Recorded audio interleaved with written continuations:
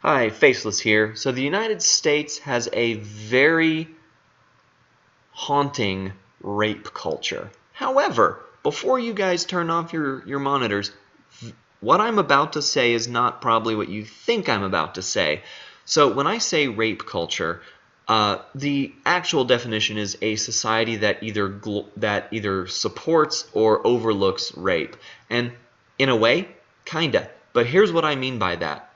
We have a society right now that glorifies being a victim of rape. If you're a victim of rape, or even alleged, if you say you are, you have more of a voice, you're taken more seriously, and it seems to be almost sought after. So you see things like the Me Too movement, where essentially people were bragging about having been a victim of sexual harassment or assault. And people will invent sexual assault where none exists. So if someone goes up to you at a bar and talks to you for a little bit and you say you're not interested and they walk away, some people will be like, well, they assaulted me because I didn't want them to approach me in the first place. So that's what I'm talking about. We have a society that does glorify rape, but not in the sense that you're thinking. We have a society that glorifies being a victim of it. And now let's talk about the whole 1 in 4 thing. This is another thing. People will say 1 in 4 women have been raped or will be raped at some point. So this is an extremely dangerous thing to say for a couple things. First off, it's not based on any actual facts. It was based on a very poorly conducted survey. Don't believe me? Just look it up. Anyway, I'm not here to talk about that, but it was based on a very poorly conducted survey. However, people still latch onto it because it's like, well, it's raising awareness, so it's okay to lie and make up facts. People who support this are no different than the anti-vaxxers or flat earthers or anything like that. It's just another form of pseudoscience.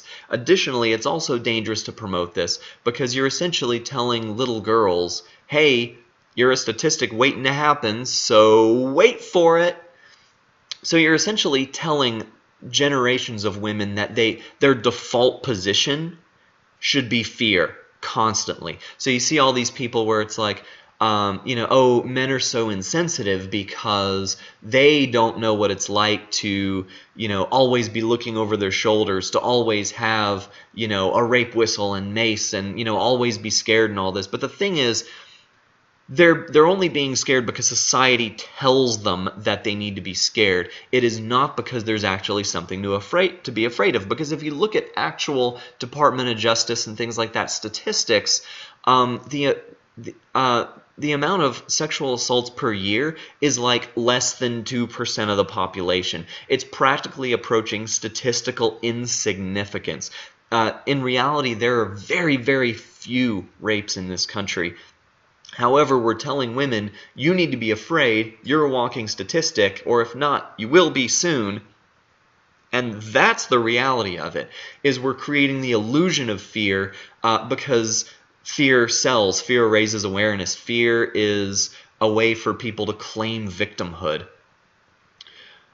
So that's essentially what I'm talking about. So there really is not much of a rape problem in the United States. Now, true, even one rape is horrible, but if you really look at the statistics, it's nowhere near as bad as people say.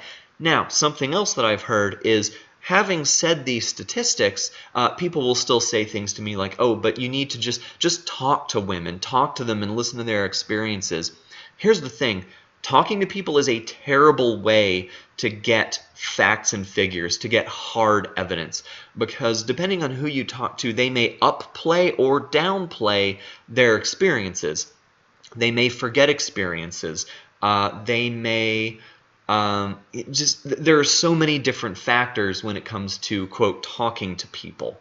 And then, people may change the definition of sexual assault, sexual harassment to fit their agenda. Like I said, if someone comes up to you in a bar, says, hey, how's it going? And you say no and they walk away, did they sexually harass you? Some would say yes. So yes, there is a big problem of rape culture in this country, but it's not overlooking rape, dismissing rape, treating rape as normal. It's this obsession with victimhood and obsession with fear. That is what we need to stop in this country.